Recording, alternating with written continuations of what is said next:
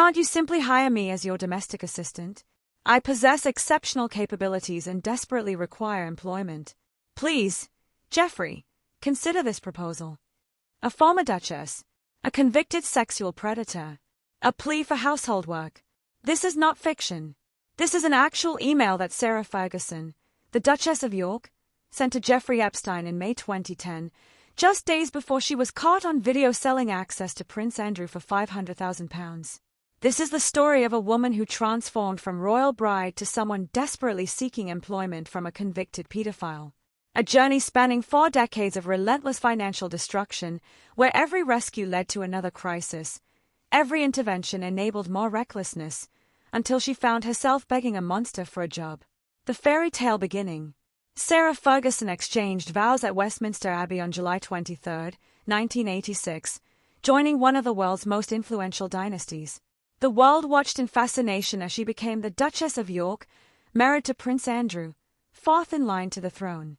The crown jewels, the aristocratic status, the global platform, all of it was hers. Yet beneath the glamour, destructive habits were already taking root. Patterns that would plague her for 40 years and ultimately consume everything she touched. Throughout her marriage, Ferguson's yearly expenditures soared to £860,000. Let me break that down because the itemized spending reveals more than any overview ever could. Floral arrangements alone demanded £50,000 annually. Think about that. £50,000 on flowers.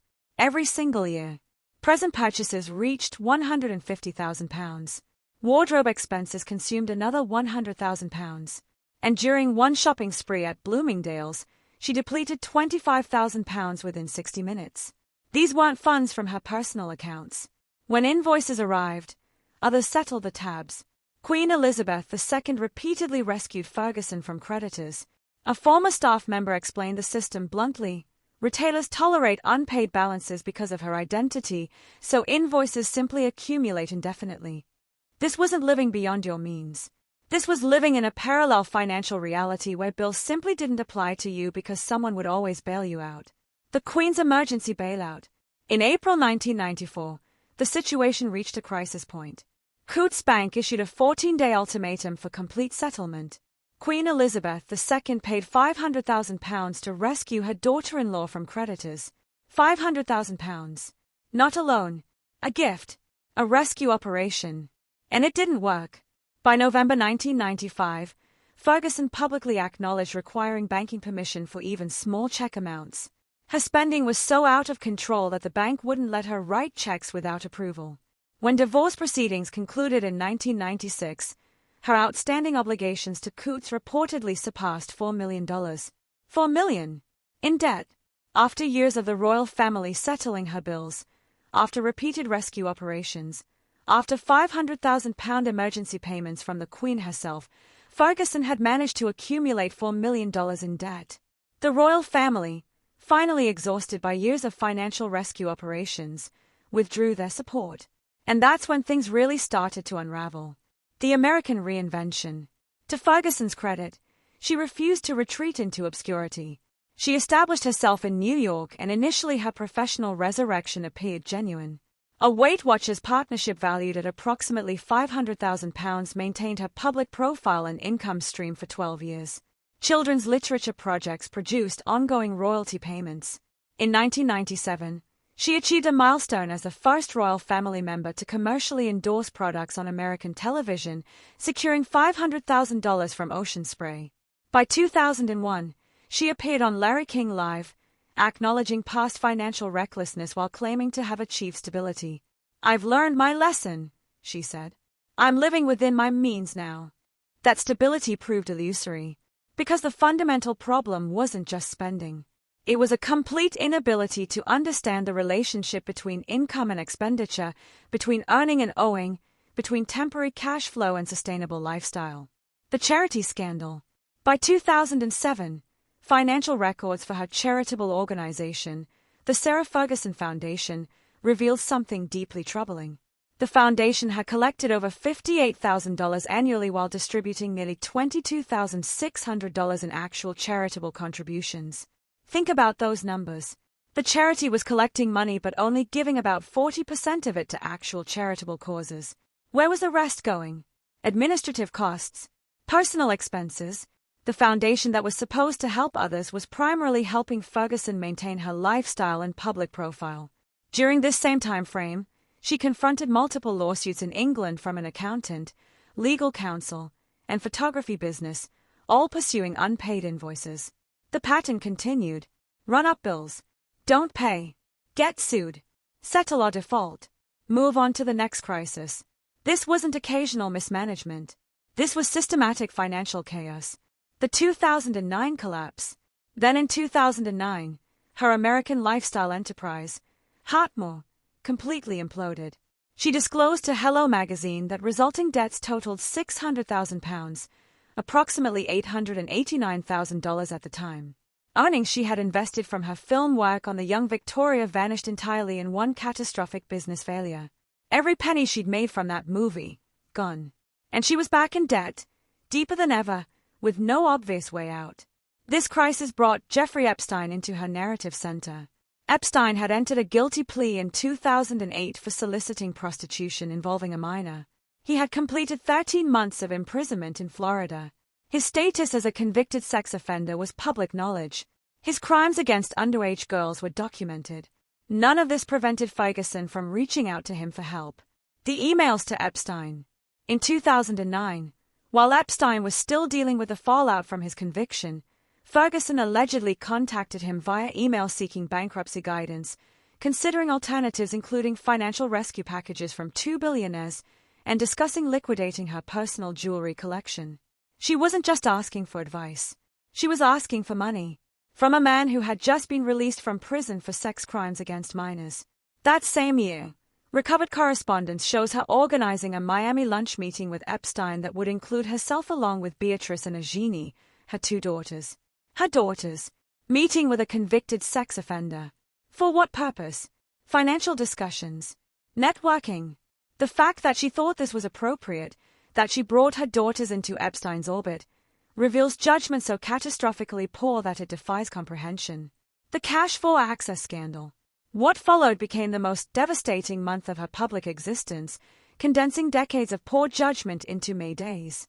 On May 23, 2010, News of the World broadcast covertly recorded video showing Ferguson accepting £40,000 cash from an undercover journalist pretending to be a businessman, with assurances that a complete £500,000 payment would secure access to Prince Andrew, who was serving as the UK's trade envoy at the time. Her statements were captured on recording. £500,000 when available, paid to me, opens doors. She was selling access to a member of the royal family. She was monetizing her relationship with Prince Andrew for £500,000. Her apology followed immediately. She characterized it as a severe judgment failure and subsequently told Oprah Winfrey she had reached rock bottom at that moment, desperately seeking immediate solutions in inappropriate places.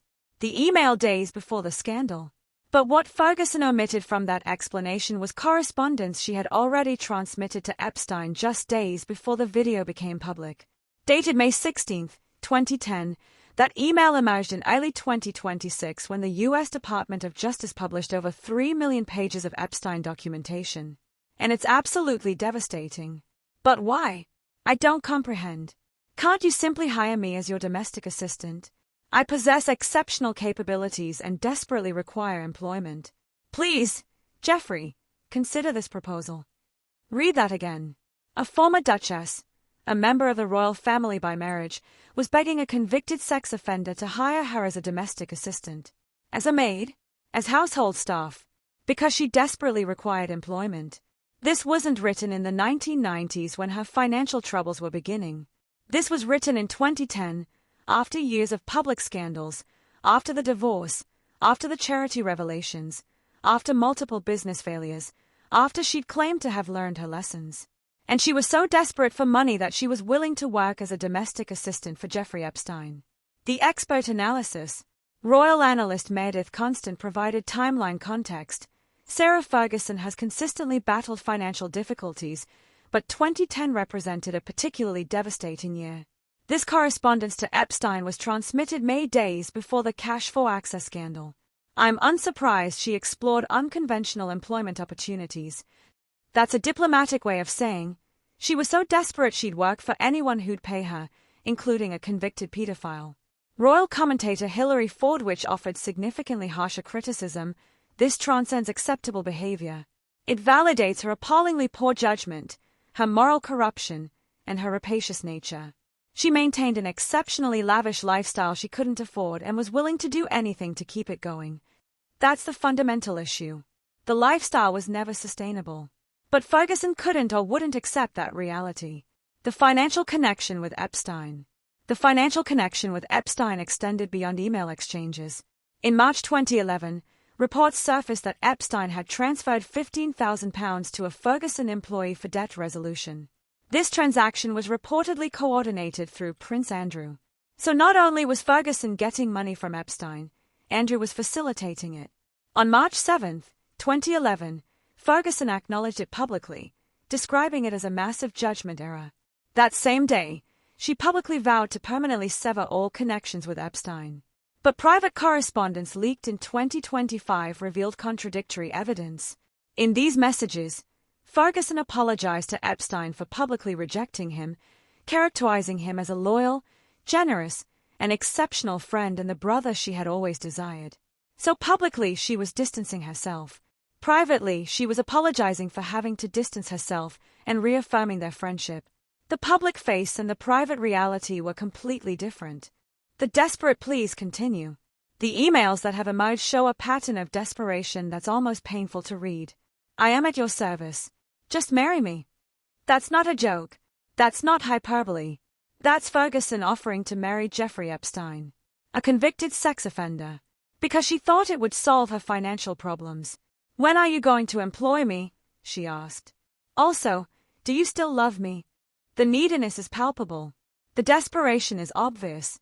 And the willingness to overlook his crimes in pursuit of financial security is morally bankrupt. She called him her pillar, her brother, the friend she'd always wished for. This wasn't casual correspondence. This was emotional dependence combined with financial desperation, creating a relationship with someone whose crimes against children were documented and undeniable. And she brought her daughters into his orbit. She organized meetings. She maintained contact, all while publicly claiming she barely knew him. The systematic destruction. The subsequent destruction has been systematic and comprehensive. Charitable organizations severed relationships. They didn't want their names associated with someone who had these kinds of connections. Her publisher withdrew her children's literature. Books that had been generating royalty payments were no longer welcome because her reputation had become too toxic. 6 Ferguson-associated companies, including Fergus Farm, Lunar Investments, and Solomon Limited, are proceeding toward dissolution. These weren't just business failures. These were entities being actively shut down because they couldn't survive the scandal. Her lifestyle brand, Ginger and Moss, documented a deficit of £321,000 for the year concluding March 2025, alongside £363,000 in unpaid obligations and merely £43,000 in remaining assets. The numbers tell the story. More debt than assets. More obligations than resources. The same pattern that's defined her entire adult life. Losing Royal Lodge. Royal Lodge, the 30-room Windsor estate she inhabited with Prince Andrew for years, represents a residence she must now abandon. This isn't just about losing a house. This is about losing the last physical connection to the royal lifestyle she's been clinging to for decades. The estate that represented her proximity to the family, her continued relevance, her last claim to aristocratic status, is being taken away. And on February 19, 2026, Prince Andrew faced arrest on misconduct suspicions related to his former trade envoy position, allegations he disputes. So while Ferguson is losing her companies and her home, Andrew is facing criminal investigation. The York family, once at the center of royal life, is now completely isolated, completely disgraced, completely finished. UK police examining flight logs. New pressure on the former Prince Andrew this morning as UK police now say they're examining flight logs at a UK airport used by Jeffrey Epstein's private jet. This is the latest development in an investigation that continues to expand. They are looking at who flew where, when, and with whom. They are building timelines. They are establishing patterns. And both Andrew and Ferguson are at the center of those patterns. Ferguson is also now facing new questions as she shuts down 6 of her companies after the latest Epstein emails revealed her own close ties. The questions aren't just about financial mismanagement anymore. They're about judgment, about ethics, about whether someone who maintained this kind of relationship with a convicted sex offender while bringing her daughters into his orbit bears some responsibility for normalizing his presence in elite cycles. The fundamental lesson never learned. Former BBC royal correspondent Jenny Bond, who observed this entire saga unfold across decades, delivered the most direct assessment. Sarah Ferguson must master one of existence's fundamental principles. You must live within your financial means. Money and her insatiable hunger for it has remained the source of her difficulties. That's it. That's the core of the entire 40-year disaster. Live within your means. Don't spend money you don't have. Don't accumulate debts you can't pay. Don't maintain a lifestyle that requires constant bailouts. These aren't complex financial principles. These are basic life skills that most people learn as young adults. But Ferguson never learned them. Or she learned them and decided they didn't apply to her. The pattern of enabling. Part of the blame lies with the system that enabled her for so long. Queen Elizabeth II paying £500,000 to bail her out taught Ferguson that there would always be a rescue. The royal family settling bills for years taught her that invoices were someone else's problem. Retailers extending credit because of her title taught her that spending had no consequences. Every intervention, every bailout, every rescue operation reinforced the lesson that she could continue living the way she was living because someone would always catch her when she fell. But eventually, the royal family stopped catching her. Eventually, the money ran out. Eventually, the retailers stopped extending credit. Eventually, the public stopped being sympathetic. And when there was no one left to bail her out, she turned to Jeffrey Epstein. Because by that point, she was so desperate and so morally compromised that begging a convicted sex offender for employment seemed like a reasonable option. The daughter's perspective. And through all of this, think about Beatrice and Eugenie. They were brought to meet Epstein. They were used, whether they knew it or not, as props in their mother's financial negotiations. They've had to watch their mother's scandals play out publicly for their entire lives. They've had to defend her, stand by her, support her, even as the evidence of her catastrophically poor judgment piles up. Now they're seeing emails where their mother begged Epstein for a job, where she apologized for publicly distancing herself from him, where she called him her pillar and her brother. How do you reconcile loving your mother with the reality of what she did? How do you maintain a relationship with someone whose judgment was so compromised that she brought you into the orbit of a predator because she needed his money? The emails as permanent record. The emails are now part of the permanent public record. They can't be unsaid or explained away. They exist in the Department of Justice files released in 2026. Anyone can read them. Anyone can see the desperation, the neediness, the moral bankruptcy. Can't you simply hire me as your domestic assistant? That sentence will define Sarah Ferguson's legacy more than any charity work, any children's books, any Weight Watchers endorsements. Because it reveals the truth that she spent 40 years trying to hide, that she was always one financial crisis away from doing anything, associating with anyone, compromising any principle, if it would solve her immediate money problems. The lifestyle was always unsustainable. The spending was always reckless. And when the consequences finally arrived, she had destroyed her reputation so thoroughly that the only person she could turn to was a convicted pedophile. The wider implications. This story matters beyond just Sarah Ferguson's personal disaster. It matters because it shows how financial desperation can lead people to make moral compromises they never thought they'd make. It shows how elite social circles protected and enabled Epstein by treating his crimes as unfortunate background noise that could be overlooked if he was useful. It shows how people like Ferguson, desperate for money and willing to overlook anything to get it, helped normalize his presence in their world. If Ferguson had cut off contact after Epstein's conviction, if she had refused his money, if she had kept her daughters away from him, it would have sent a message. It would have said, "Your crimes make you untouchable, regardless of your wealth." But she didn't do that. She kept the relationship going. She brought her daughters to meet him. She begged him for money and employment. And in doing so, she helped maintain his social acceptability, his access to elite circles, his ability to use his wealth to buy forgiveness and continued association. The current reality.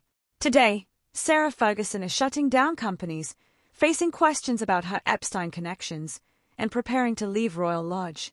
The fairy tale that began at Westminster Abbey in 1986 has ended in complete financial and reputational ruin. The woman who was once the Duchess of York, who stood on the Buckingham Palace balcony, who had access to the highest levels of British society, is now primarily known for begging a convicted sex offender to hire her as a maid. The trajectory is clear. Every rescue led to another crisis. Every bailout enabled more recklessness. Every intervention postponed rather than solve the fundamental problem, an inability to live within her means combined with a willingness to compromise any principle in pursuit of money. And when the royal family finally stopped bailing her out, when legitimate sources of income dried up, when her reputation made her unemployable in normal circumstances, she turned to the one person who would still take her calls, Jeffrey Epstein. From royal bride to begging for employment from a monster. That's the arc of Sarah Ferguson's life. 40 years of financial destruction, with each crisis more desperate than the last, until she found herself writing emails that read like parody. Can't you simply hire me as your domestic assistant? I possess exceptional capabilities and desperately require employment. The woman who appeared on the Buckingham Palace balcony in 1986 didn't reach this point through misfortune. The debts, the controversies, the correspondence, the failed enterprises, each one linked to its predecessor, each one a decision made pursuing the next financial rescue regardless of the damage to her reputation, her dignity, or her daughter's futures. This wasn't bad luck. This was 40 years of consistent choices, all pointing in the same direction, toward complete financial and moral collapse. The Queen's £500,000 emergency payment in 1994 didn't fix the problem. The divorce settlement in 1996 didn't fix the problem. The American reinvention with Weight Watchers and ocean spray didn't fix the problem. The children's books and the foundation and the lifestyle brand didn't fix the problem. Because the problem was never about finding the right income stream or the right bailout. The problem was fundamental, an inability to understand that you cannot spend more than you earn, forever, without consequences. And when the consequences finally arrived, when there was no one left to bail her out, when her reputation was so damaged that legitimate opportunities had evaporated, she made the choice that will define her forever. She reached out to a convicted pedophile. She begged him for money. She offered to work as his domestic assistant. She called him her pillar and her brother. She apologized for having to distance herself publicly while maintaining private affection. She brought her daughters to meet him. And she did all of this knowing exactly what he was, exactly what he'd done, because she needed his money more than she needed her dignity. That's the story. That's the 40-year journey from Westminster Abbey to please, Jeffrey, consider this proposal. And it's a journey that no amount of spin, no claims of having learned lessons, no public apologies can undo. The emails exist. The pattern is clear. And Sarah Ferguson will be remembered not as a duchess, not as a bride, not as a mother or author or advocate, but as the woman who was so desperate for money that she begged Jeffrey Epstein to hire her as a maid.